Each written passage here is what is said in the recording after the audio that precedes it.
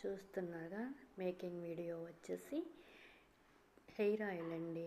Parachute oil అయితే చూడండి గ్లాస్లో కొంచెం హాఫ్ వరకు తీసుకున్నానండి.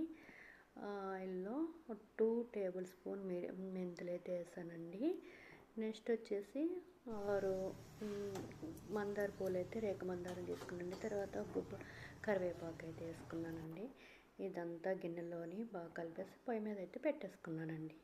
చూస్తున్నారు కదా, బాగా కలిపేస్తున్నానండి. కొంచెం బాగా ఫ్రై అవ్వాలండి. బాగా ఫ్రై అయితే కొంచెం బాగా కసంతా అందులోకి దిగుతుందండి. అదిగోండి అయిపోయిందండి. కొంచెం అయిపోయి వచ్చాక దీన్ని కాస్త వడపోసేసుకొని ఒక చిన్న బాటిల్లో చల్లారేగా తీసుకుంటే డైలీ మనం ఆయిల్ ఎలాగ అప్లై చేస్తాం కదండి హెయిర్కి, అలాగే దీన్ని అప్లై చేసుకుంటే బాగుంటుందండి. ఇదివరకు నేను ఇదే వాడేదాన్ని ఎక్కువగా. Thank you for watching. Please subscribe. Don't forget please.